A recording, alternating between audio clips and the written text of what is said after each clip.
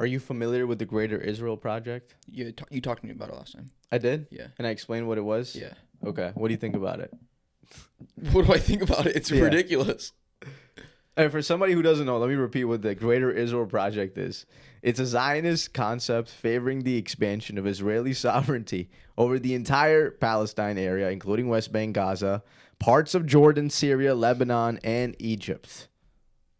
And in some instances, they also want Mecca and Medina. Yeah. They want to go into Saudi Arabia. They want all the Holy Lands. They want all of it. Yeah. That's what they're coming for. This is a good. And they deserve it, right? They sure. Yeah. They were already promised it thousands of years ago. They were promised it. And they took everything, so why not take it again? Why not? Why not just take everything? If you're going to take something, might as well take everything. Right. Why spare some areas? Why spare some parts of it? They shouldn't spare. You know, what's sad, bro, is how like brainwashed so many evangelical people are. Our Secretary of Defense, Pete Hegseth, he has tattoos. I saw. Have you seen his tattoos? I have seen his tattoos. What do you make of that? His chest tat is crazy, bro. It's crazy. I don't know. I think this is the Secretary of War, the defense, the guy leading the military efforts of the United States of America. Yeah. I don't know. I struggle with it because it's like, it definitely seems like it's white supremacist, weird, evangelical Christian. But I was watching something, I don't remember who, and they were saying that tat is actually has something to do with like Christian values. And so I was like, okay, I don't know why he would get that tatted if it's about Christian values, but can you look that up? So it's like tattoo Christian values or something. Yeah, I mean, it seems weird. I can't it's. What does it say though? It says something like that. Well, it's not about his values. It's like so he has this cross, right? Yeah. But the cross isn't just a normal cross. No, it's like a white supremacist cross. It's like something weird, and it symbolizes. I think it's a symbol of Christianity and origins. Yeah. Dates back to the Crusades. Hegseth also has another tattoo relating to the Crusades of the words Divus Vult, Latin for God wills it, and that was sort of the battle cry to take back the Holy Land and to slaughter Muslims. Now, Hegseth says these are not symbols of white nationalism; they are symbols of Christianity, and he is very big on this notion of a modern day American Christian crusade. Yeah. What? Are you that way, right? No. He's very big on this notion of a modern day American Christian crusade. He's a Secretary of War, right? He's a Secretary of War. He wants. It's not defense anymore. It's not defense. It's war. It's interesting how they changed the name right before everything happened. It's very aggressive. Secretary of War. Dude, that is so wild. Yeah, it is crazy. He's very much of the notion of a Christian crusade. And some of his religious tattoos are in Hebrew as well. In Hebrew, okay. They say it's a Jewish cross, like what he has on his chest. I don't know. I mean, he has a large Jerusalem cross on his chest. It's a Jerusalem cross. Yeah. Yeah. A symbol featuring... Let's just get into this. Hold on a second. I guess we're talking about... That cross was from the Crusades, though. There was like an infantry... I do remember that in history. Yeah, that's what we read. Yeah. So, it is... He has a lot of like tattoos, but including one that says kafir. Which means kafir, which is the Arabic word for infidel. No. Yeah, so he's like, I'm an infidel. He has a kafir tattoo. Cool. That was hilarious, but like, it very much tells me who Pete Hegseth thinks he is. He thinks he's this Christian crusader who's going to save America and the Jewish Empire. That's who Pete Hegseth thinks he is. And I don't know. You know who Lindsey Graham is, right? The senator from South Carolina. Yeah. He comes out and he says, we're in a religious war. We are in a religious war. Yeah. That's we. Yeah. America. We're at a religious war against Amalek. Remember Amalek? I don't. Amalek is basically the Persian Empire. Okay. And in biblical terms, it means, according to the Israelites, God commanded them to wipe out Amalek. And Benjamin Netanyahu has been referring to Iran as Amalek. Huh. So they want to wipe out Amalek because God commanded them to. I don't think people understand. So Mike Huckabee, remember Mike Huckabee? Yeah. The ambassador to Israel for America, former governor as well. He was asked by Tucker Carlson, and he said he'd be fine if Israel took over all the lands, right? Very much. He said, I'd be fine if Israel took over all of it. Right. That's what he said. And it's according to their faith, and as far as I know, they believe that it's not man's doing, it's God's doing how Israel is spreading apart. The creation of the modern state of Israel is a miracle. Its continued expansion is all happening according to the plan of God. So this is the mindset that they're operating with. Yeah. It's out of their hands. It's God instructing them to. I don't know if you saw this Oval Office picture, bro. People had their hands on Trump. Okay. Let me show you real quick. And obviously viewers at home can't see this. Google this. It looks, it looks like they're positioning Trump to be some sort of religious figure. Look at this.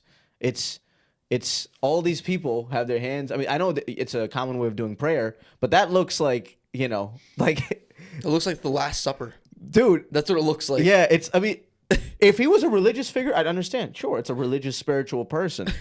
So it's a photo of a bunch of people, basically politicians and evangelical leaders, I believe a lot of them were. Okay. It's evangelical leaders, basically. Okay. It's not even politicians. Really? It's Christian evangelical leaders having their hands on Trump, saying a prayer, and basically, guiding him with the light of God, apparently. Good for Trump, man. He's everything, bro. He's everything and everybody all at once. But it doesn't make sense. If you are fighting a battle for God, is God telling you to bomb girls' elementary schools? Because that's what we did. And Pete Hegseth was asked about this. Pete, did America do it? He said, it's currently investigating. We're currently investigating. Usually, a country says it outright. We did not do it. Interesting. They asked Trump the same question. And Trump was like, I've been looking at a lot of the evidence. Iran did it. We didn't do it. And they look at Pete Hegseth. The reporters are like, is that true? So obviously, they don't trust the president. Is that true? And he says, we're currently investigating. Refuses to say it's Iran. Trump is so used to lying. Yeah. It wasn't even Israel. It was us. We killed over 160 school-age girls. That's really 165 it was casualties. The U.S.'s? It was America's doing. Hasn't been corroborated, but they're saying currently investigating. Currently investigating. Israel says we didn't do it. So who did it? Who did it then? If it wasn't Israel, it was America. You're kidding me. We have blood on our hands. The president of the United States. It's a war crime. You just killed not just men, bro. You killed girls. Yeah. Girls. I thought you liked young girls, little Donald girls, Trump. What happened? right. I thought you love little girls. I thought you're obsessed with little girls. You've done a lot of nasty stuff, allegedly, apparently, to little girls. I thought you were supposed to look after them. Dude, it's like, I don't even know what to do at this point, bro. It's like... Well, there's nothing, bro. These are just... this stuff has always happened. It's just we have the media to tell us now how evil these people are, bro. They're like, we have instant real-time information, right? We never had that. Like with previous wars, even in Iraq, like we didn't have real-time information. What's even more concerning, going off that point, is they don't care. They don't care. All of us know they don't care. Yeah. Trump was asked about gas prices. They're gonna go up. He's like, it's fine. They're not as high as they can be. So yeah, it's he doesn't care. Yeah, the price of war. He's not. Yeah. Asked about American. By the way, 6 American soldiers now dead. The youngest of them being a 20-year-old kid. Yeah, I saw that. Born in 2005 or 2004. It's insane. A 20-year-old kid. They were the reserves, bro. They were in the Army Reserves. Just killed. And I thought we were winning the war. Iran has been able to attack all our bases around the Middle East. All of our bases. Yeah, makes sense. We've done a lot more damage in their country, though. Sure. Yeah. Yeah, we're fighting. Yeah. We've killed over 1,000 Iranians. Yeah. We're destroying their oil fields. We're destroying it, yeah. But that's not winning. And Trump said he's not going to stop unless there's unconditional surrender. Yeah. Which, you know what that means, right? Yeah, they have to give in to him completely. Unconditional surrender. Yeah. There's nothing else. They have to bow down to him. And do you think the Persians are just going to be like, yeah? No, of course not. But that's his game plan, right? Yeah, his game plan. No, this is an excuse to prolong the war. Exactly. He says all Iran has to do is unconditionally surrender. Yeah. they're not going to do that. Of course. And he says he wants a direct hand in picking their supreme leader. He's like, I'm the Christian Messiah. I want to pick the Muslim one. Like, what? What is he trying to be? So the Jews and Christians are in a war It's against the a Muslims? Judeo-Christian war against Muslims. This is what this is. I'm sad to say it. It's a Judeo-Christian war against Muslims. For a while, I feel like the world was becoming very much secular, right? And now it feels like it's reverting almost. Like I don't recall all this religious talk in previous administrations. Do you recall all this religious talk? Well, it was always against like radical Muslims, right? Bush always said, Of course, but like we're gonna team up with the Jewish people. We're doing a Christian crusade. Well, it takes time to brainwash people, right? Now but like they've reached in the point. Obama, I don't remember that. I don't remember that in Bush, Clinton. Not that we were also real-time information is different. Maybe it was behind closed doors. We don't know. But it's just like weird. It's almost like an excuse, like it used to be, right? Like use religion as a tool of war. That's what it feels like. Look, bro, you know this. Christianity doesn't say kill innocent people. Of course not, yeah. Judaism doesn't say kill innocent people. Islam doesn't say kill innocent people. So all these religions, what they're trying to make is a Judeo-Christian war. It's against the teachings of the Bible, against the teachings of the Old Testament. Nowhere does it say you should be. The cost of war is killing innocent people. It's against war and violence. That you can never use that. And people who are branding this as a Christian war, are you kidding me? Are you like this is not a Christian war? Like you're trying to make it a Christian war. It's not. Like Christianity doesn't say it's not innately a Christian it's not war. innately a Judeo-Christian war. You're trying to make it one. Yeah. You're trying to divide Muslims and Christians. And Right. what's disgusting is Trump wants an ethnic war in Iran. So he was saying he wants the Kurds. Okay. So to understand Iranians, the Shias, Sunnis, no, Shia and, Sunnis is a religious doctrine, right? and Kurds. Aren't those the three No. people So- that are controlling? No. So read that. ethnically, Okay. Iranians are Azeris, Okay. which are kind of Turks. There's Kurds. There's Baloch.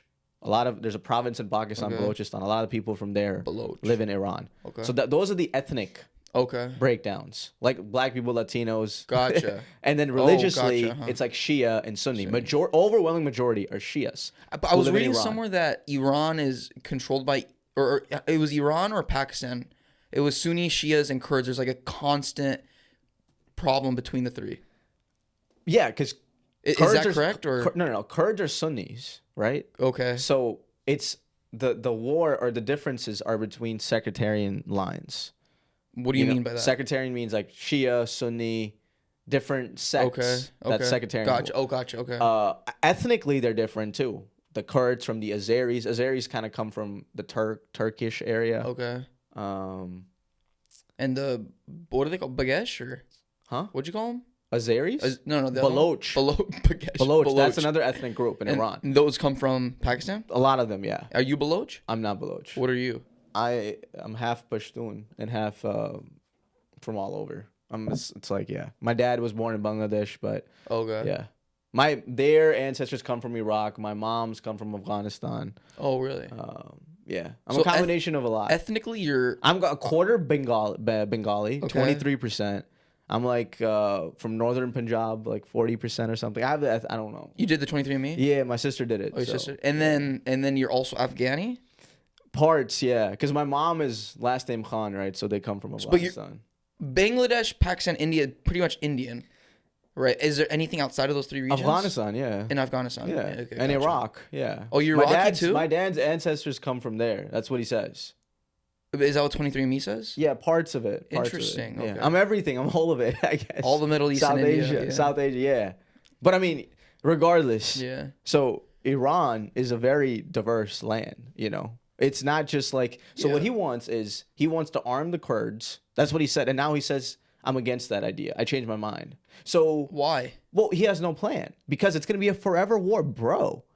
You put a war against black people and white people. You think it's going to get done in 10 days or 20 of days? course not, yeah. That's what you're trying to do. The Gotcha. Kurds against Gotcha. the Azeris or the Persians or any of the else ethnic denominations in Iran. You want an ethnic war. Because Israel, look at this. Whatever happens in Iran, Israel keeps winning. Because if there's a civil war, Israel Yeah. wins. If the nation is in decline, Israel wins. If there's another leader, they kill him. Israel wins all scenarios. The only scenario that Israel loses is if America pulls out completely and says no to Israel. Right. But we can't say that. Yeah. Because Secretary of State Marco Rubio was asked about this. Why did we do this? And he said, well, Israel was going to do a strike on Tehran anyways, the capital of Iran. They were going to do it anyways. So why not just let them do it? Well, we can't say no to the Israelis. Weird, dude. We did it. His logic was, well, there's going to be Iran would have attacked U.S. what's it called, our bases, and it would have resulted in casualties. So we did it to prevent that. But guess what? There was still U.S. casualties. There was still attacks on U.S. air bases. You could have said no to the Israelis. All of this, people will say, oh, it was too complicated. No. At the end of the day, all it took to stop this war was one courageous man saying to Benjamin Netanyahu, the modern day Satan, no. And they couldn't say no to him. Donald couldn't say no to Benjamin Netanyahu. Is any other part of NATO in this involved? Of course. So the war is spreading rapidly. Okay. The UK is announcing strategic ways that they're helping the United States and their allies. Turkey now is part of NATO. Very interesting. Turkey is part of NATO? Yeah, Turkey is part of NATO. Let me just fact check myself so I'm not... North Atlantic Treaty. Yeah, North Atlantic whatever. Turkey has been part of NATO since 1952. Yeah. Whoa, so why? If these attacks now spread to Turkey somehow, Okay. all of NATO has to support Turkey, technically, because an attack on one country is part of the NATO's Agreement. constitution. Yeah. Anyways, Russia is definitely giving Iran intelligence, 100%. The Iranian foreign minister was asked about this. He said, "I can't comment on that because why would I tell you?" Yeah. Why would you? Which basically means, yeah, they're helping us out. Yeah. Obviously, why not? And Why not just say no? huh? Why not just say no? Because- That'd probably make their bet a little easier. Well, why would they say no? They're very public about their relationship with Russia. I mean, the foreign minister. It's interesting, like the way they were asking the foreign minister questions. Obviously, in American, media, they were trying to paint them as like this bad and evil person, and he's just like, dude, you should watch this foreign minister's interview with ABC News, I believe it was. Anyways, yeah, Russia's definitely involved in this. China's definitely involved. This is becoming the precipice of a World War III. How did World War I start? Archduke Ferdinand killed. Yeah. All it takes is that one precipitating factor. Right. And it unfolds. The war in Ukraine and Russia, by the way, that's been going on. Yeah, it's still not over. 4 years. Remember, I was in college when that started. I remember, yeah. It's already, that war is going on longer than World War I did, just so you know. Russia and Ukraine. World War I was 3.5 years? Around, it was like 4, right? 4 years. Yeah, it's been over 4 years now. It's been over 4? It's been over 4 years. Russia and Ukraine. And I remember it was going to be a 10-day war. It was going to be a very short. Yeah. Well, yeah, because Russia thought, right, Ukraine would surrender. Oh, Ukraine, they don't have nukes. They're nobodies. Right. Or Russia. Turns out, oh, no. There's more nuance there. Right. These are people that feel That threatened. will, You're not just going to submit to a foreign occupying force. I thought Ukraine was going to submit, honestly. They didn't. They were fighting, and was wrong. obviously now they've lost their mind. The Ukrainian government, they're drafting older people, anybody they can find, because they're running They don't out know of what to do, resources. yeah. America doesn't want to keep support. I mean, we keep giving them blank checks, Right. but That's what Russia's hope probably at this point, just squeeze them out of their resources. yeah. But it's very easy. Like Trump, remember how he stood up to Zelensky, JD Vance? Why don't you have a tie on? Very easy to bully somebody who has no power. Yeah. Very difficult to bully Benjamin Netanyahu, who may know some secrets about you and your life, who may know everything about you. Very hard to stand up to that demon. But that's the thing. Wouldn't it be so easy to just say Benjamin Netanyahu's a nut job for saying this about me? Saying what about you? Like, for example, right? If Trump said no to Benjamin, and then BB comes out and says, hey, Trump's actually this and this and this, couldn't Trump just say, this dude's a nut job. This guy you guys all hate him anyway. Trump could just pull a 180 and everybody would support Trump. Well, it's not just that, bro. He did a checkmate with Trump. He put him in a corner. So it was over the first 4 years of the Trump presidency, right? 2016 to 2020. Let's remember all the moves Benjamin Netanyahu made him do. Move the embassy to Jerusalem, which is in violation of international law. Jerusalem was never supposed to be the capital of Israel, just because of its importance to Muslims, to Christians. It's very complicated, that geopolitics. So moving the United States embassy to Jerusalem was like, oh, That was a big move. The Abrahamic Accords, where it normalized relations with the Arab states, Saudi Arabia, Qatar, UAE, they recognize Israel as a state. That was a huge thing. Yeah. It's a huge thing. There were seeds that Benjamin Netanyahu was planting in the first term. Right. Second term happens. He wants to go full, nuclear mode. He wants to accomplish all the goals that he's been planning since the 1990s, the last 40 years, late 80s actually. So it was a combination of planting seeds, and they're so smart. They asked Trump, so did Israel force you to do this? He was, no, it was my idea actually. It's so stupid. It's all an ego thing. It's actually my idea. I wanted them to do it. It's a big dick competition. It's crazy, dude. That's what it is. Yeah. That's the thing. They figured out of Trump. They're like, he loves himself. He loves his ego. Let him take the credit. It was his idea. It wasn't even us. Even though we were planning this for the last 40 years.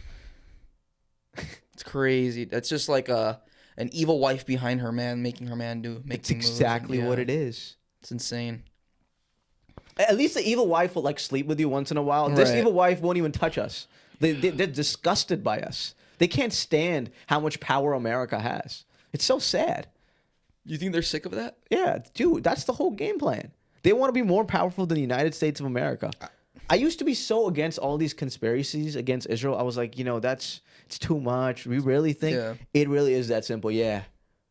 All of the conspiracy theories, all of them, turns out, my goodness, they're not conspiracies. This is actively what the Israeli government is planning on doing for years. Yeah. And they don't view this as a political game at all. It's a matter of religion. It's a matter of their existential continuation. Mm-hmm. That's what they want. They're not playing a 4-year game, 10-year. They're playing a 1,000-year game. They're thinking in 1,000-year increments. Lindsey Graham said this. He said this war is going to define what happens in the Middle East for the next 1,000 years.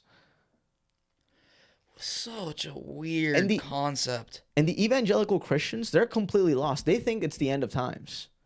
The end of times. Well, feels like it to me. Well, and the Messiah is going to come down, and that's what Christians believe, right? Something along those lines. Yeah.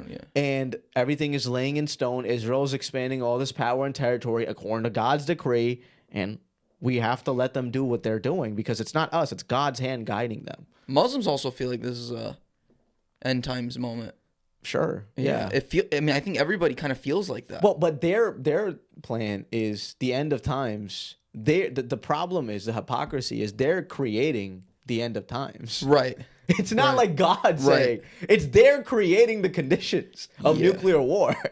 It's not like God isn't communicating with Benjamin Netanyahu as far as I know. He's not talking to Mike Huckabee. You know what I'm saying? Yeah. I think what Christians and Muslims, I think everybody kind of feels like the end of war is because humans aren't on the innocent side of things right now, right? It feels like everything, like I think it's a very common belief that when everyone becomes like homosexual and everyone becomes like murderers, that is the end times. Like God is like, okay, these guys don't get it. They still don't get it. But the homosexuals have the most rights in Israel, by the way. They're proud of that. The gays thrive in Israel. That's right, Benjamin but isn't that Netanyahu. the thing? Right? Isn't that God's thing? Like when things are becoming like so out of hand, that's when I'm going to step in.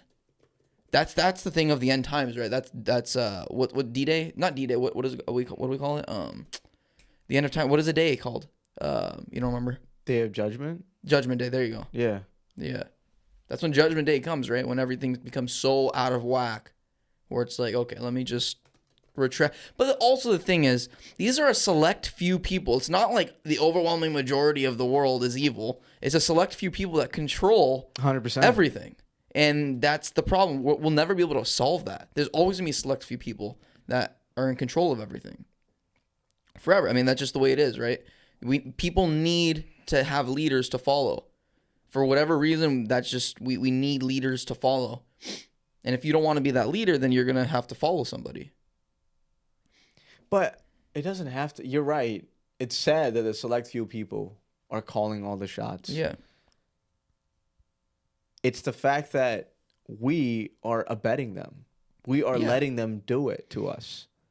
We are letting violence take over the streets. Yeah. So yeah, it does bring a moral question into place.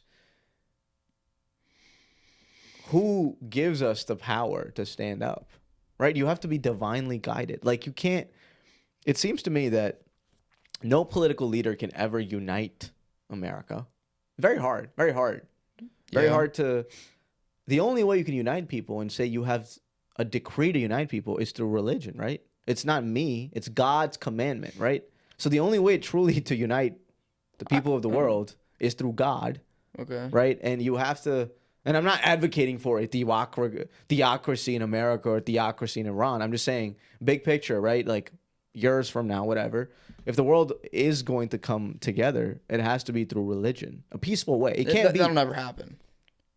I don't know. I think it can happen. I don't think that'll ever happen. 8 billion people coming together, believing in the same religion. No. That's what I mean. I don't mean like everybody believes in the same thing. No, I'm just saying like it's a new world order that is divinely guided, and it upends thousands of years of history and cynicism. It's not all the world's problems don't just go away like this. Well, it's a different type of world order where you have peace rather than violence in all corners of the world, because that's what it seems like right now. There's violence in every single corner of the world. Yeah. The problem, bro, is that the good people aren't the ones that want to be leaders. It's the evil people that want to be leaders. Part. But that's my point. That'll never happen because we have of the this. wrong incentives. That it used to be. We used to have good leaders in America. We used to have people. FDR, say what you want about him, right? Again, he did a lot of bad stuff, like every president does. For the most part, he left a good legacy. Yeah, he left a good. Yeah, he left a good legacy. For he the most united part. the U.S. He for did. The most part, yeah. He did. Right, and so did Truman. we went to war after they attacked us. The Japanese conducted Pearl Harbor. Yeah. Right, as far as I know, right. We weren't aggressors. We were defending. Yeah. We were never. Harry Truman was crazy. He should not have dropped those nukes at all. But why did he drop the nukes? Remember? He did, and it united the state still. It did unite the people. It's sad. I mean, I don't know. I'm not saying it's right. I don't think it really united people, to be honest with you. I think everybody hated Japan at the time, bro. Well, what happened? Sure. And look at what we did to the Japanese people. Put them in those camps. But nobody even knew about that. It's sad. Yeah, they hid it. We just found out like a couple decades ago. It's insane.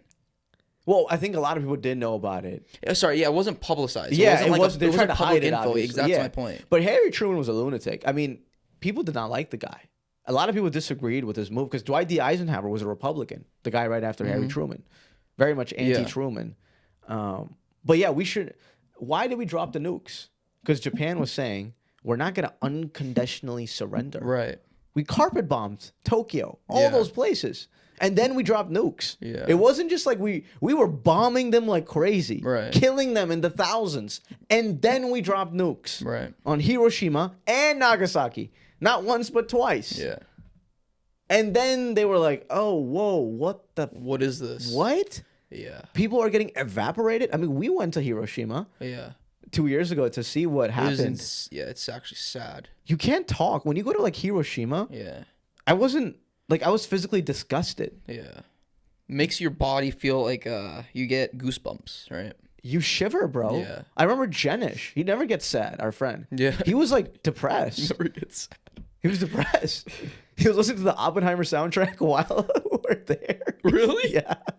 He's just like... No, he was not, He was. Yeah. I asked, I was like, what is that? I'm 90% confident he was. He's like destroyer of the world. That's almost evil in itself. Yeah, it is. Just Jedish is weird guy, I guess. Let's hate on Jedish more. Why can't he take all the cost of war, bro? Why does it have to be us? Fucking Jedish. No, but it's sad. Like, I was physically disgusted. You think we're going to nuke Iran? Is that what you're getting to? We may. It's not off the charts. It's not off the table. Israel has nuclear weapons, so they don't... Remember, dude, I told you, right? They stole uranium from America. Israel did. Did I tell you this in the last pod? Don't think... No. Okay, so... last pod. In 1969, I believe. Okay. In the 1960s, Pennsylvania has a nuclear power plant, right? Mossad agents. Mossad is Israel's CIA. Right. They stole nuclear material from America. So they have nukes. From American territory. From American... Not the land, not U.S. Yes, the land of America, Pennsylvania. It's a land in America. Yes, it's not. Mossad came in? Mossad came in, and I'm not even making this up. How does that happen? Let me just tell you. Okay. Let me just... How don't people know about this, though? That's the thing. Nobody cares. It's like we've shown a blind eye to Israel. It doesn't make any sense how they've accumulated so much power. How many countries have done that?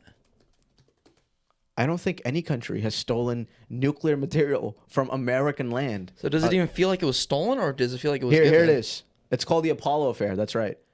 Classified U.S. documents from the 1970s suggest that Israel likely obtained significant amounts of weapon-grade uranium from Nuclear Materials and Equipment Corporation, NUMEC plant in Apollo, Pennsylvania during the mid-1960s.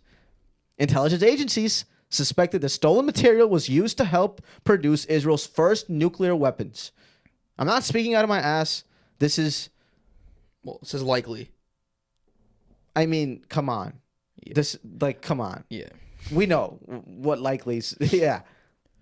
The FBI, CIA, and Atomic Energy Commission investigated the disappearance for 15 years with evidence pointing towards a possible diversion to Israel. Look at the way they frame these conclusion of the investigations. Possibly, likely, most likely, most certainly, but not completely, not entirely. They stole nuclear weapons from us. Let's be honest. They did. They stole 200 to 300 kgs, over 500 pounds of Kilograms? 500 pounds of highly enriched uranium. Highly enriched uranium. You can't just it's insane. This is fraud. This is theft. Yeah. That the Israeli government did from America. And at the time, what happened? Nothing. Nothing. They were investigating it for 15 years. Oh, what's happening? What happened? No way. Yeah, that's what happened. Where did it go? Oh, no. Israel took it. It's okay. Because 40 years down the line, we're going to go to war with a country called Iran for their imminent threat of acquiring nuclear weapons. That's what this whole war is being fought over, right? The imminent threat that Iran posed towards getting nuclear weapons.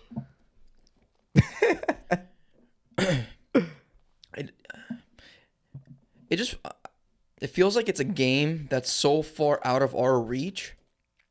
It makes it feel like we don't even have any say in any of this, and we don't really. But it's like I don't even know how to articulate it. It feels like we shouldn't even be in this. We shouldn't be talking, like the normies shouldn't even be talking about this because there's nothing we can do about it. It almost makes you feel you're useless, you're hopeless. Well, not just that, bro. It's the fact that one small little country the size of New Jersey is directly impacting your life and my life. Yes.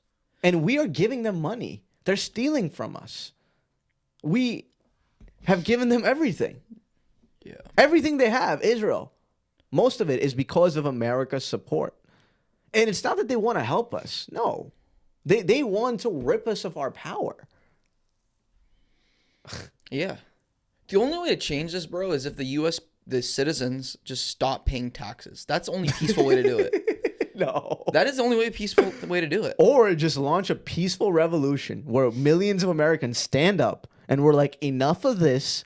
That's the only... If you stop paying taxes, we all go broke. No, not really. Yeah, we do. No, we don't. Think about Medicare. How? People will die if all of us stop paying taxes. Come on, let's be honest. Okay, if there's a peaceful revolution, yeah, military can step in, and there's no way standard citizens can uphold their will with. You're right. Yeah, US but that's military. the whole point, right? If there's 15 million people that stand up in streets across America, 15 to 20 million, people are gonna die still. Hold on a second. But again, like I said before, right? It's very hard to unite people politically. So you're right. Probably it would create more chaos. It would actually create a civil war. It would. Thousands of innocent people would die because... It'd be like a monarchy. It'd be a United States monarchy. Everything we fought against. That's what it would end up being. The monarchy against the people. Maybe my heart tells me maybe there's a way politically to unite America. Stop paying taxes, bro. If you stop paying taxes, they get defunded. Everything gets defunded. I don't know. We're all the citizens are on the same page. The sad part is it's all the poor people paying taxes, middle class people. All the rich people figured out a way to show the income in zero. But the thing is, business will still continue. Business will still continue. That's the thing. So people will still get paid and will still be able to buy services, buy product. It's just maybe fires might happen more often because the firemen aren't going to be there. But guess what's going to happen? There's going to be people like David Goggins that step in for zero pay and that will go put out fires. There are going to be people that step in to be like police-esque people and stop things when things are happening around the streets. That's just what will happen. But it's going to create gang violence. It's going to create mafias. I don't think gang violence will 100%. perpetrate. I don't think gang violence will. Well, because I think cartel stuff might. I think drugs might. Yeah, but same Yeah. thing. I mean, cartel and gangs, I put them in the same category. Cartels are way more dangerous. I understand that. Yeah. But, you know, I just think there'll be a scarcity of resources, right? Like what? Of everything. Like what? If you stop paying taxes, Yeah. think about healthcare, right? Think about cost of gas. The through the economy roofs. just changes. No, but That's the the thing. economy would No, fundamentally the gas crash. doesn't. You think the gas will skyrocket? Beyond, it's already, yeah, dude. Why? Why? Because one, If we stop paying taxes, why will if you stop paying taxes, Yeah. right? So right now, most of our gas, as Mm-hmm. far as I know, comes from abroad, right? Trump was trying to build, U.S. facilities, but we have petroleum reserves. So in cases of war, in cases where gas is scarce, U.S. uses petroleum reserves, like Biden did under his administration, to lower the cost didn't of work? gas. It worked for a little bit, but you're right. Sure, 10 cents, 20 cents? yeah. That's what I'm saying. But the reason why price of gas would go through the roof, and again, I might be mistaken, is there are strategic partnerships that we have with the Gulf states. They give us oil and gas, right? And we give them other things in trade. And so if we stop paying taxes, what are we exporting to other countries? Because, again, what keeps the government funded? Tax-paying money. There's a lot of stuff. There's a lot of but socialism. I'm saying like Exxon, Chevron. What do you think? Do you think they just the government's down? We're gonna stop making money. You think that's gonna happen? What the thing is, there's so many infrastructures in America that are supported by tax-paying dollars. Look at our primary school system.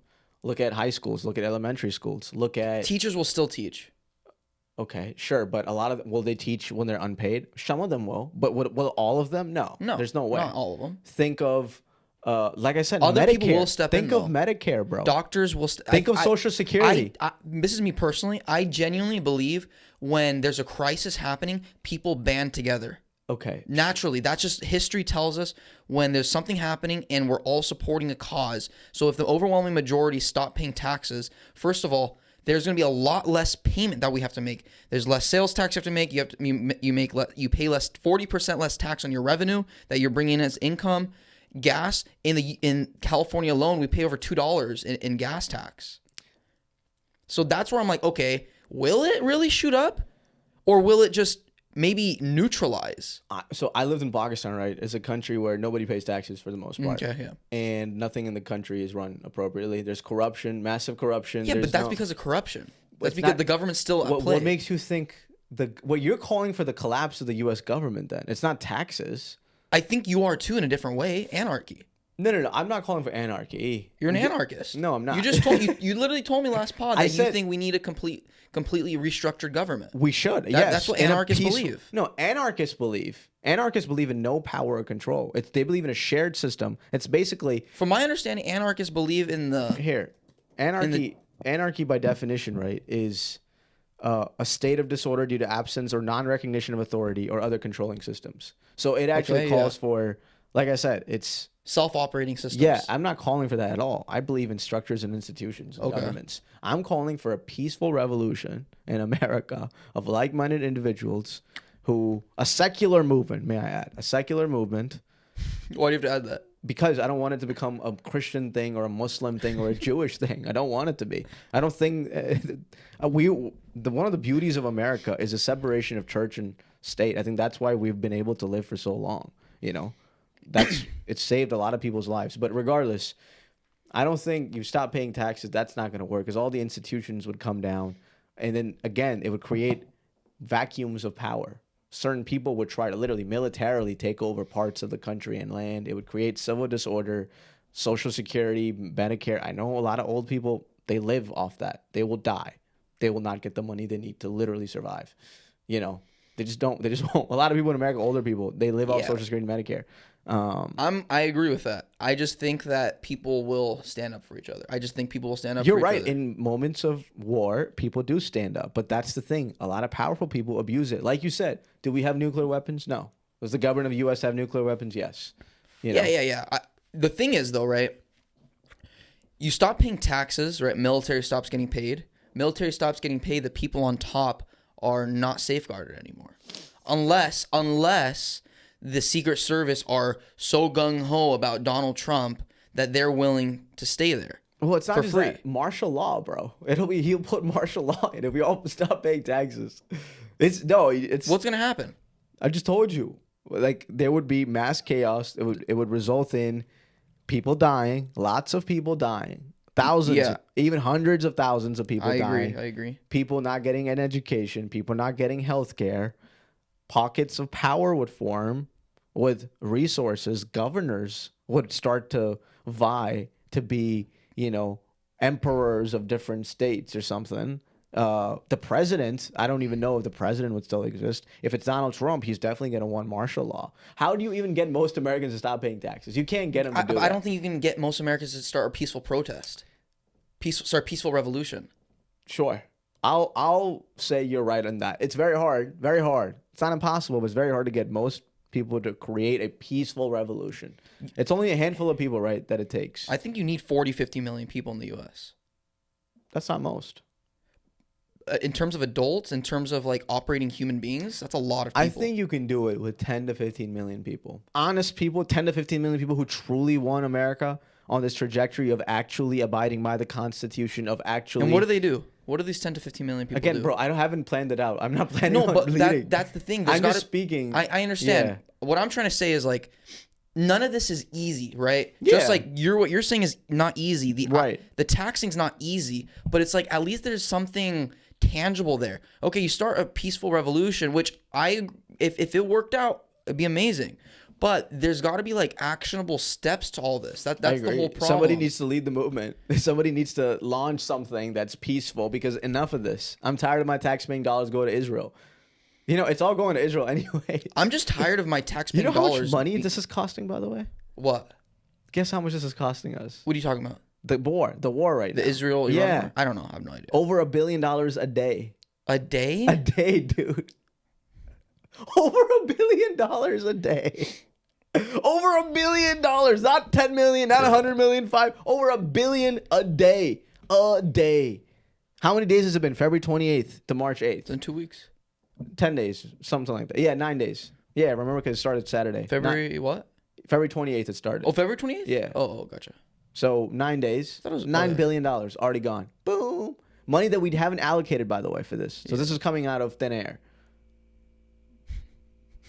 Ro Khanna, he's a congressman from San Francisco or something, and he was watching one of his interviews. He said, if all the money that we've spent so far on this war, if we allocate it to public education, people could go to college for free. Yeah, like, for that's sure. That's how much money we've wasted. For sure. For sure. If we allocated this money to the needy and poor, nobody would be hungry. In the world, I might add, not just the U.S., in the world. They don't care, dude. They don't care. None of these people care. These aren't humans, dude. They're not like us. They're not Homo sapiens. But they told us, RFK Jr., Tulsi Gabbard, no war with Iran. A war with Iran would be catastrophic. People thought these were the anti-war people, right? This was the anti-war I voted property. RFK, bro. Yeah, RFK turns out to be complicit. Yeah. He's not doing anything about this. What's he doing? He hasn't resigned. He can't do anything. He can resign. He could resign. But he's not going to do that. Yeah, he won't do that. Yeah. Because power, bro. Power makes people corrupt. He's finally in a position of real power. He feels like he's in the boys' club. He is in the He runs the largest allocated tax fund in the U.S. Right. 10 trillion, right? Or something like that. 40% of the tax money. Yeah. Health and Human Services. I mean, RFK is in control of right now. Right. I'm not saying he's not doing good. I think he's doing good work in the sector. Mm-hmm. But it's also like, okay, he resigns, and then what? Somebody else is going to come in that's maybe worse, probably worse off than RFK. And it's like, okay, shit goes back to the way it was. I just don't. You can't trust Trump. You can't trust Trump. He's just created this this echo chamber of people, right? Yeah, it's sad. Do you think RFK is in this part of this echo chamber? Of course. Just of agreement? Of course. What has he said to Trump? Who's going to stand up to him? Nobody has the balls to stand up to Trump. It's sad. The vice president is supposed to do that, you know? Yeah. The vice president is supposed to be the one person that says, Mr. President, no. You're wrong, dude. Yeah. J.D. Vance, he's never going to do that. He wants to be president. There's one more thing I want to mention. Do you know what this document called a clean break is? A clean break. So it was a document prepared in 1996 by Benjamin Netanyahu and Richard Pearl. Okay. And the report explained, I'm reading this from Wikipedia. The report explained a new approach to solving Israel's security problems in the Middle East with an emphasis on Western values. It has since been criticized for advocating an aggressive new policy, including the removal of Saddam Hussein from power in Iraq and the containment of Syria by engaging in proxy warfare and highlighting its possession of weapons of mass destruction. Certain parts of the policy set forth in the paper were rejected by Netanyahu, but the report was adopted and serves as a foundation for modern-day Israeli global affairs. Peace through strength. In 1996, he's already talking about Iraq having weapons of mass destruction. And what do? 6 to 7 years later, invade Iraq because supposedly weapons of mass destruction. So Israel's been playing this ball game for decades. It's the same. It's the same ball game. It's You lie. You lie. but about the same thing. About the same thing. Yeah, exactly. Over You don't and change. over and It's over. stupid. Keep it. Hey, what do they say in sales, right? KISS. Keep it simple, stupid. Keep it simple, stupid. Keep it simple, stupid. Yeah, KISS. That's Israel's foreign policy. Keep it simple, stupid. Keep it as retarded as possible. If it ain't broke, don't change it. Yeah. Because That's that's what so rednecks easy say. to sell. Oh, they have nukes. They're going to bomb you. Oh, fine. Okay, so we got to invade them. That's it. He's been... And apparently he used this document to literally sway people who went on to serve in the Bush administration. So this is... This is part of the U.S.'s doing, by the way. Of course. Putting the Jews back in Israel. I mean, it all starts, if you want to go back, It's a rough statement, but it starts in the 40s, 1948. that's what literally happens. 1947, right? 1948, they established Israeli statehood, and then boom, war start. Yeah. Because you're like, what the hell? You were just refugees. Right. Oh, but you lived here thousands of years ago. Makes no sense. But we were in complete support of it, right? And Everybody in the West was. And it's sad that this is the worst thing, in my opinion, that could happen to Jewish people, what Israel's doing. It's for the safety of Jewish people, for the perception of Jewish people. Like, the anti-Semitism right now is through the roof. Yeah. And it's going to keep getting worse. Yeah, it is. Because people are like, whoa, bro. Enough is enough. It's insane, dude. It's actually sad. In 80 years, bro. In less than that, right? 60 years. 75 years. They're trying to take over the entire Middle East.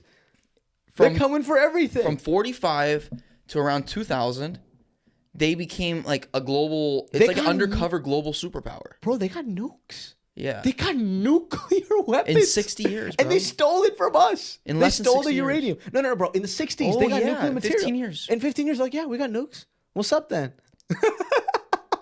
That fast, bro. How, bro? The Greater Israel Project, Zionism. This is the whole strategy. This is not a conspiracy anymore. I have eyes. I used to be mindful. I used to be like, whoa, hold on a second. What are we accusing this country of doing? No. Yeah. It's a fugazi. But how in 15 years, dude? They have been planning this. years. Apparently, they have been planning this even before World War II. To go to Israel? Go back to Israel? Even before. They've been... I don't know. They've been kicked out of so many countries, bro. There's like... And they always say, we're peacemakers. We're peacemakers. We're peacemakers. They say the same line over and over. We're peacemakers. You say it long enough, people will believe. But nobody believes it now. We all see what they're doing. People hate Israel Look and at our America. government. I know, bro. But you know Americans, we talk to people. We don't like Israel. The government of Israel. Yeah, I think average Americans. The average 100%. American does not appreciate the government of Israel any longer. Right. We see through the bullshit. And that's why they're doing this war right now. Before, support for it runs out. But we're not the ones that matter. Yeah, right? the boomers. They only listen to boomers. Yeah, boomers are in control of America. It's the boomers. Yeah. How old is Netanyahu? 75? How old is Trump? 80? Yeah. These are all boomers running these wars. Yeah. Older people that have lived through war, and they kind of feel like bored when there's no war happening. They feel bored, bro. When it's time for millennials to step in, or Gen Z, or They don't even Gen X, bro. Like when it's time for these guys to step in, they're gonna collect too, bro. They're gonna collect. Look at JD. He's collecting. He's collecting. He's a millennial. Dude, yeah. A millennial vice. He's a president. millennial? He's a millennial. He's 40 years old. Oh yeah, wow. He's a millennial, Yeah. right? 40 First years old. millennial vice president. Huh? First millennial JD Vance. Let me just make sure I'm right. Yeah. Wow. Yeah, He's the first millennial vice president. Yeah, he's collecting. He's there. He has got. It's weird when you get to power. It seems like there's a switch that happens. Yeah. They indoctrinate you. They make you believe that you are. They offer you purpose. everything. No, they offer you everything. That's what the devil does. He offers you everything, dude. And then you eat the apple, right? You take a bite. And that's a story. But this is the story of life, bro. This is the problem. Like Adam and Eve, you take a bite of the apple and you're fucked. This was written thousands and thousands of years ago. And it's still the same story, dude. In different context, of course, right? It's not an apple anymore. It's money, it's land, it's power. But it's the same story over and over. And everyone's like, oh, this is new. Wow, JD, he's changing his mind? It's like, everybody does, bro. That's the thing. Everybody does. It's just evil. And the weird part about it is he's already declaring victory. Trump, he's saying we already won. So then can we just pull out? Yeah, pull out then. If we won, pull out. I'm like, if you already accomplished everything, please leave now. Yeah. But we're not going to. Because that's against the interest of Israel. And even if they elect a new leader, so what now? What now exactly? Okay. You're going to bomb him and kill him? Okay. They're going to elect another one. They're going to keep electing new supreme leaders. And the other thing also, bro, is Israel's very much westernized, right? Iran isn't. And so it's like almost they're trying to force this westernization Exactly. into these countries that aren't. The Israeli president, which Isaac, whatever his name is, he was asked about this. And, he was like, well, what do you think about the people? How do you expect them to rise up? And he said, well, I saw pictures of thousands of Iranians in London and other parts of the world celebrating with Israelis. Mm-hmm. I heard that. I'm like, okay, yeah, because there's a diaspora. They left Iran. Yeah. They're Western. They didn't like their way of living. They left. So you're comparing their perspective to Iranians, 80, 90 million of them that live in Iran. He couldn't answer the question of how do the Iranians living in Iran stand up? Right. How do they? Do you think the Shah, the Shah of Iran's son, right? I talked about them in the last podcast. You did, yeah. Raza Pahlavi, he's positioning himself to be a transition leader, he calls it. He wants to open the doors of democracy to Iran. What right do you have to control Iran? Oh, your daddy was the Shah? Yeah. So it's nepotism. It's nepotism, yeah. There's a royal family. There's like a website that Where does he live? He lives in America. He's lived, by the way, just so you know. Yeah, westernization. He's living in America most of his life. He left Iran at the age of 18. Mm-hmm. He's now in his 60s. He's lived for 40 years in America, and he's going to go to Iran and rule their people. Yeah. You're not Iranian anymore. I'm sorry to tell you. You're an American. He's Western. Yeah. You're an American, and you want to run over Iran because your father was the Shah of Iran, and then he left like a coward and sought refuge in America because, the CIA really wanted him there. They installed him because he was very pro-American. Got it. Will the people ever accept you? No. Thousands of Persians in Glendale and Los Angeles might love you. They might be obsessed about you because your daughter's dressed like they dress. Your wife speaks like they speak, but... He's in L.A.? I don't know. I think he's in Texas or something. I'm not sure. Whatever. I'm just saying a lot of Iranians live in LA, right? And a lot yeah. of them are happy. I was just talking to Iranian. She was like, yeah, everybody's celebrating. We're all happy. I'm like, sure, you can be happy. But what about the people of Iran who are getting bombed? A lot of them there, too, aren't happy with the... Yeah, they're not, bro. But what unites a country together? Yeah, a good leader. No. It's not just that. It's when you all get bombed collectively. They're probably like, they're supposed to be on our side. Now they're attacking us. Yeah, exactly. They're not like, I thought you were supposed to free it's almost us. like friendly fire. Bro, there's black rain falling in Tehran right now. It's ash. It's because of the oil facilities they're bombing. Yeah. It's literally toxic to exist. Do you think they will ever rise? It's crazy, dude. When I was in college at USC, bro, I was taking this class on regime change and and I was always wondering. I'm like, it's good to study about this, but there's no way this happens again. Like, I was thinking about the Iraq. I'm like, how did they think this was gonna work? Like invading another country, as bad as Saddam Hussein was, and as bad as the regime in Iran is, it never works. And I'm like, it's never gonna happen again. Thank God we learned our lesson. This was 2022. Yeah. And now I'm actively living through that moment, dude. Like this is the Iraq moment all over again. And we haven't learned our lesson. No. They don't it's the same story, bro. Just when money and power's there, people are going to bite the apple. The more I think about it, the more true it is. Right? When evil's there, people are going to succumb to it. And those are the ones that are going to have power. Because that's the thing, right? Think about it. God, he brews like, what's the word? Like being the Lamb of God, right? Like being submissive to him. He doesn't breed having power and confidence over other human beings. Mm-hmm. What does the devil do? The devil says, hey, you can have power in this world. Like, you don't have to be docile. You don't have to be submissive in this world. You can have anything you want, right? The point is, it's not really God versus the devil, right? It's good versus evil. Right. And that's the reality. When you're good, you're willing to compromise. You're willing to work with other people. Right. When you're evil, you go ahead and you look to be better than others. You look to be bigger, look to be stronger, and then you bully. This is the constant struggle with humanity, and it will never end. Good versus evil is the root of humanity, I think. I think that's one of the reasons Homo sapiens probably survived, is because of this constant struggle of good versus evil. It's crazy. And it's sad to say that we are actively participating in evil. But that's my point. We're complicit. Me and you, we're all complicit. Yeah, 100%. The The entire world is complicit, whether you like it or not. That is just human beings. And the good people will be like, well, this sucks, but what do we do? Because we don't want to kill people. But the bad people are like, this is great. We'll kill people if they don't like it. And they're always going to have that overarching.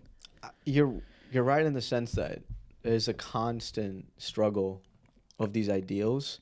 But honestly, I think sometimes the most simplest of answers are the most truthful.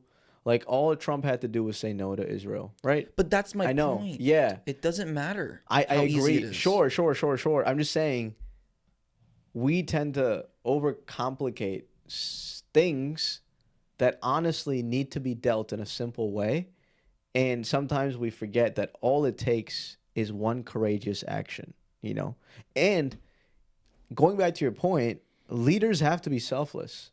I look at a guy like Nelson Mandela, right? How many years did he spend in confinement, in jail? Yeah, 30 years. Yeah, decades. 3 decades. Now, that's the kind of selflessness that's required from leaders.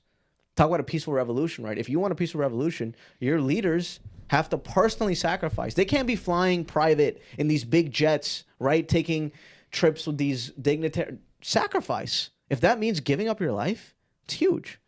For the Iranian people, their leader just sacrificed their life. Mm-hmm. He's dead, yeah. He was told, by the way, to go to bunkers. He was like, they're coming for you. He's like, no, I don't want to go. Apparently Why? Because he said, apparently, and I don't know if this is true, but he said, can this protection be extended to the rest of the Iranian people? No, right? So why should I get special treatment? I don't believe he said that, but whatever. Apparently, let's just say he said. This is the word of history now. Yeah. Word of history, whatever. Yeah, he's Yeah. dead. We're never going to know the answer to that. Yeah. But he's gone. And for some people that idolized him, his status right now is insane. In Pakistan, in neighboring countries with Shia populations, they believe he's a hero. The Ayatollah Khomeini, right? Whatever stuff he did, right? Yeah. He's considered a hero. And now you are fighting against a martyr. You really think the people are going to unconditionally surrender America? You created a martyr. And Israel doesn't care about any of this, bro. All they want is havoc. They just want violence to continue. Literally, their interests go so against America's interest. Because America makes it seem like we're in there for peace, for stability. But Israel, sure, they'll go along with that tagline. They are there inherently to seek chaos. Yeah. So Who's our real enemy? It's Israel. Who are we really at war with? Yeah. It's Israel. But yeah, we should be at war with Israel. I don't think we should be at war with them. I just think, Or sorry, we shouldn't be. There should be our foe, right? They shouldn't be. yeah, I think they're our nemesis. Honestly, I don't think we should create any violence against the Israeli people, the government at all. I don't think violence is the answer. But I don't think we should be friends with them because they have done nothing but screw us over, and enough is enough. They should be considered an arch nemesis. Yes, I think so. Arch nemesis Israel has a ring to it. I'm scared, bro. I'm actually scared for my safety, for your safety, for everybody's safety. So the question lies: should I be investing in stocks right now? The Dow's 50,000. You know what's sad? You know Polymarket and all these? Oh, Polymarket, yeah, call I know sheet. Polymarket. Yeah. Dude, you can bet on like when a nuclear weapon is going to be used. What Yeah. date? It's like, Better than anything right but now. you know what they're doing? A lot of people in positions of power are betting. Yeah. They're making us shit because they know the answers. know. They're in control. We've gamified everything. Everything, dude. Gambling is destroying young men, bro. Yeah. This is a crisis that's going to get even worse in the next 2 to 3 years. It's actually sad how we've legalized gambling to that degree. I don't think gambling should be legal in general, but to the degree that you can bet on somebody getting divorced from somebody, crazy, anything, dude. bro. Yeah, anything. Anything is a gamble. You can make money off anything. Yeah. People do, bro. People have great lives because of it. But most people lose. That's why these gambling companies are operating, right? They continue to exist because most people lose money, and that's how they make their money. Right, 100%. Right? That's how the gambling yeah, companies, yeah. they want more people to bet. The house wins. Yeah. Their whole thing is as many people bet as possible. Most of them will lose money, and we continue to be richer. Well, no, they take a portion out of it. They take a portion out of. So say you give them $100, they'll take, I don't know what the percent is, but $5, $10 per bet. But they rely on you losing. That's how they make their money. Because you want to go back. Yeah, and make exactly. the money back. All these online web betting But they also websites. make money on you winning money. Sure. I hope you know that. Yeah. But then where do they make it's- their most money though? It doesn't matter. Right. So They make their most money on just people betting in general. exactly. So the goal is to get as many people as possible to bet, right? As much Yes, money in there. yes. Which means So when you win, you bet again. When Yeah. you lose, you want to win your money back. but it's based on a false premise, right? What's the the false odds premise? the odds are most people are not going to win. If everybody wins, the house goes down, right? That's why they crack down on people that win so much money. All these casinos, right? They figure out the people that do insanely well in casinos, they get banned eventually. Because they're like, you're taking money away from us. What the hell? You're supposed to lose. Am I wrong in that? They ban people that perform really well. The problem is you're betting against other people. They ban people because it's unfair advantage to other players. But why? If they're just good at poker. But because they're reading, they're cheating. But what if they're not cheating? What if they're just amazing? That's not then they won't ban you. There's no way you're making. There's no way you're making in that absorbent amount of money if it's really blackjack, by the way. It's not really poker or like dot. Like if you're playing, it's not really poker. But what I get your point. I get your point. I'm just saying. Yeah, it's. Yeah. Yeah. I think gambling is bad, man. It's not good. I think gambling is bad, man. Don't gamble your money. It's not worth it. It's this idle pursuit. You're not going to invest in stocks anymore?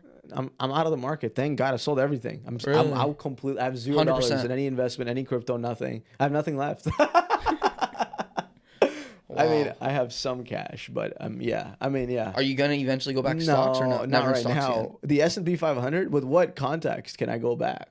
The Dow Jones is down. I don't know what's Yeah. going to happen with the economy. By the way, just so you're aware, the lowest number of job losses in a single month, 42,000, dude. January Yeah. 2026. 42,000 people. 92,000, sorry. Right? It's somewhere in that. I think it's 92,000 people. Whatever the 92,000 number jobs, is, sorry. I believe it's been the single largest drop in jobs since the 2008 crisis. Yeah, something crazy like that. Yeah. AI. We have so many problems in America. I can't believe. So should I not invest in Roth this month? This is my last month I'm able to for 2025. Roth IRA? Yeah. What will that do for you? Just Retirement? yeah, retirement. Do you plan on retiring? I don't plan on retiring. No, but it's a safety net if this all goes to shit. At least Do I'll have you, a couple bro? mil. I'm just like against this idea of retirement in general. I'm just, yeah. I'm not the guy for financial advice right now, bro. Do you? That's a good I wouldn't- question, though. I don't believe in retirement though. Like it's a fake thing. You don't have to retire to But that's the collect thing, your Roth right? IRA. I know, but that's the. They want you to believe work till 65, work your ass off, and Yeah. then you get money. I'm 65. Yeah. I'm dying. I don't need money anymore, bro. I needed money when I was 30. I needed money when I was 40. I needed money when I got married and wanted to buy my first house. What am I going to do now with a bunch of money? I'm fucking old. I can barely walk. I have arthritis. I'm dying mentally, psychologically, physically from all the hundreds of hours I worked for somebody else. And now you're giving me all the money? Hell no. What's the point? I don't get this. Well, yeah. Anyways, bro, we're screwed. I'm sorry to make this a cynical podcast. I don't know what to say. All I can do is pray to God. Honestly, that's the best thing we can do, bro. Just ask God for mercy. Yeah. God, please make me a better person. Please absolve of my sins so that when we do get nuked, I'm going to heaven. I'm not trying to. We get it. I don't know. I hope that. You have young sisters. Think about the world they're going to grow up in. It's going to be bro. crazy. It's going to be very different. It's going to be. We are leaving behind a horrible world. The whole point of society is make it better, make it better. Yeah. We're making it worse and worse and worse and worse and worse. Right. Yeah. You know what I was thinking about, man? I was thinking one day, like, if something does happen, you got to take off. God forbid, yeah. Yeah, you got to take off, right? You got to take your cash with you, pretty much, right? You got to take your money with you. Yeah. And I was talking to this finance manager at this dealership, and he was telling me about how like these like hella rich people come in and buy cars just cash, like $200,000 cash, right? And he said that he was like, you want to know something interesting about the dogs at the airport? He said a lot of people will get caught with the dogs because they have too much cash on them. The dogs will sense that they have too much cash. How do they sense that somebody has more than $10,000 on them? How? There's cocaine traces on all this money. Oh my God. And so the dogs can smell the cocaine traces. On the notes. On the notes. That's how people get caught with over $10,000. I did not know that. Yeah. Is that insane or what? Yeah. But that's, wow. Yeah, dude. Like the use of cocaine is that prolific. That prolific. That they've done lines of coke on them. Yes. There was some crazy statistic that he told me, and I was like, wow. Bro, I can't believe it. How does Trump do all this sober? I know people made that observation in the past. Sober, yeah. All of this sober. No drugs, no alcohol. Say what you want. The motherfucker has a strong will, dude. No cigarettes. He just has a strong Or he's just has a will of a fraud. He's like, never admit. Just keep lying. Still strong. It made a different sense. But strong as fuck. It's like a marriage made in heaven, right? Or in hell. Benjamin Netanyahu and Donald Trump. It's a marriage made in hell.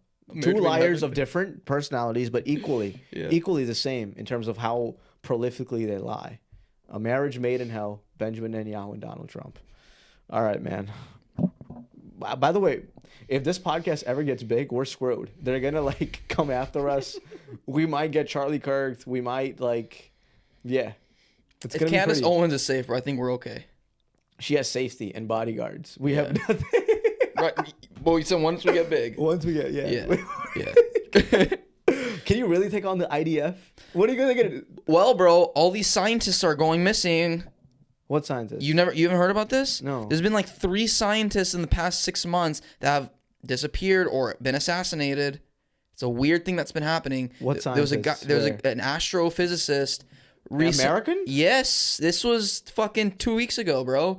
In the outskirts of I don't remember what state, but the outskirts, and magically disappeared, got assassinated. Who the fuck assassinates some scientist? Weird stuff is happening, bro. Mind you, Epstein had a lot of relationships with these scientists. A lot of relationships with scientists. So a scientist actually is the one that was going to put Joe Rogan in contact with Epstein. He's the one that tried to put Joe Rogan in contact. Joe Googled him, right? And he said he's a sex offender. Yeah. He was like, well, fuck no. Yeah. Apparently. I was reading those emails between Epstein and the scientist. And the scientist was saying, I think I can help you get in contact with Rogan. And about what? Epstein was like, yeah, that'd be good. I think he's an interesting guy. I think we'd have a good, we would have a... on the podcast? I think he was trying to get on the podcast. No way. Yeah. Epstein on the Joe Rogan podcast. I think he was that would have been crazy. Yeah, it would have been nuts. Epstein, Trump, and Rogan? And then they kept going back and forth about it. And then Epstein was kind of like, well, what's going on? And I forgot the dude's name, the scientist. And he was like, I didn't think he was going to be so abrasive to the meeting. But yeah. Well, at least Joe is safe for now. Joe motherfucking Rogan. He dodged a bullet, bro. God damn. But he also isn't like, I don't want to say anything bad about Joe Rogan, but he's also not saying anything, condemning anything that's going on with the war. I haven't heard anything. Said anything. I haven't heard anything about that. Not even with RFK, bro. Like, I thought with RFK, he was going to challenge some things. Honestly, I thought he was going to challenge some things in the administration, like ask questions like, why?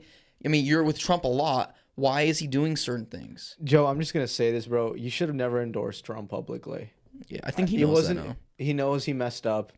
And honestly, it would be a courageous thing for you to come out publicly and say, I was wrong and admit it. Yeah. You don't have to be Tucker Carlson. Say what you want about him. I give the man some credit, bro.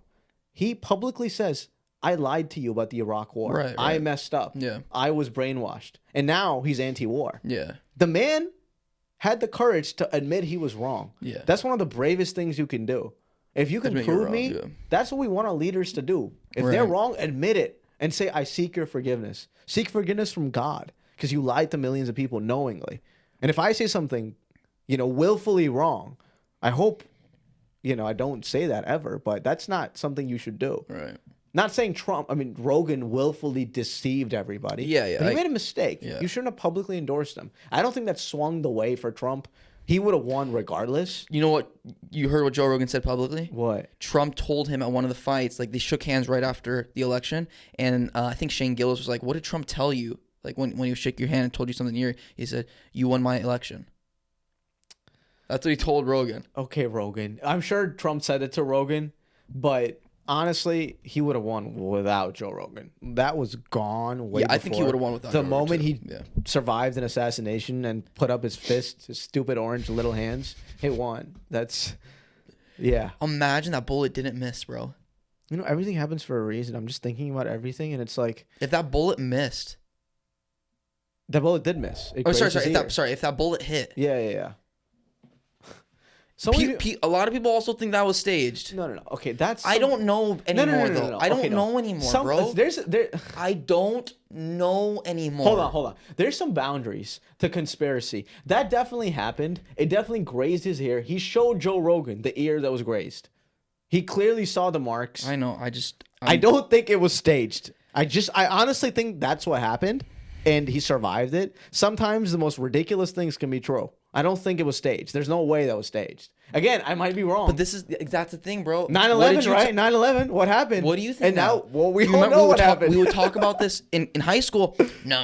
Yeah. We would. And now look. Yeah. That's my point. It's all. I don't know. We just don't. We don't know. I don't know, man. I don't know anything. All I know is Israel's evil. That's all I know. And at this point, I wouldn't put anything past Trump. Honestly, bro, I wouldn't put anything past him. If he did stay, very smart move, but he would have won regardless. Joe Biden was unpopular. He didn't need to stage an assassination. It seems very odd that he would do that. I just don't know. Like 9/11 makes sense, right? Strategically, right? You do it in hindsight to create sense. But in hindsight, I guess hindsight's 2020. But hindsight, this might make sense. JFK, bro. But they always kill the good guys. JFK, boom, standing up to the CIA. Oh, evil always does that, bro. Good guys will come again for sure, but evil will always come back. It's a tug of war, All right, man. Good job, boy. We got to pray on this.